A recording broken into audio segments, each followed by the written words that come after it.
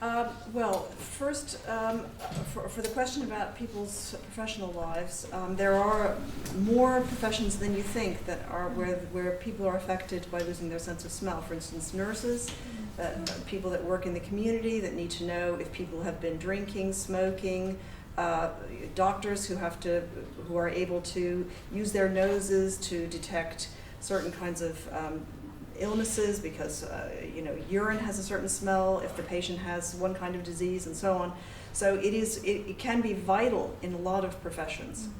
For me personally, I was interviewed for Radio 4. I was on the radio on the 12th of April on this program called The Neglected Sense. And what I said on that program, it's the first line of the program, is that to lose your sense of smell, it's not just about this little triangle here in the middle of your face. Your sense of smell goes right through every aspect of your life.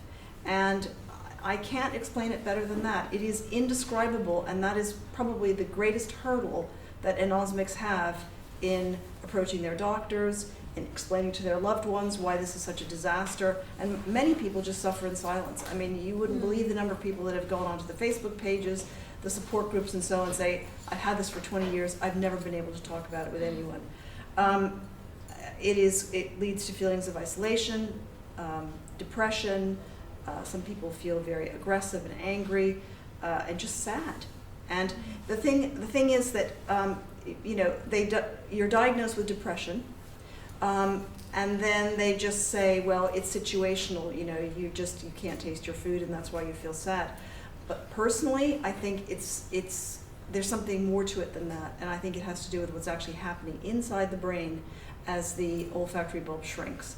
And it's everything. It's from not being able to smell your children, from not enjoying going outside and on a rainy day and experiencing that smell of ozone and leaves decomposing and the smell of your own house, the smell of clean laundry, putting your arms around your loved ones. That's gone. The color is out of your life. It is weird.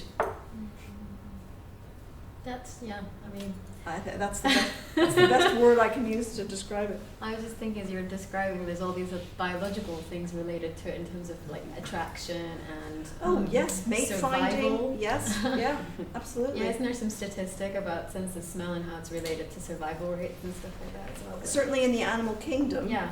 If you're born without a sense of smell, whether you're a mouse or a dog or whatever, you don't survive. Yeah. Humans can survive without a sense of smell because we have a support group.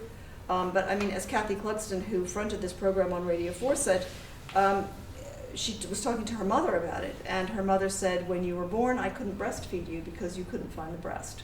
Wow. And of course, that's what a baby does. It hones in on the smell of its mother. So yeah. All types and all angles of life, yeah. Yeah. Wow. We did say we only had time for one more, but I guess we could have one more.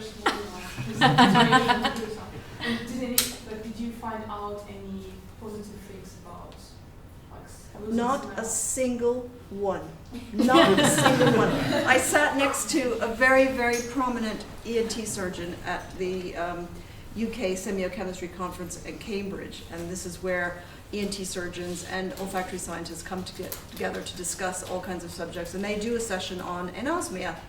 And I was sitting next to this woman, and she said, she was talking, she was addressing the person that was speaking and saying, but of course, anosmics, they're always glad when they can't smell nappies.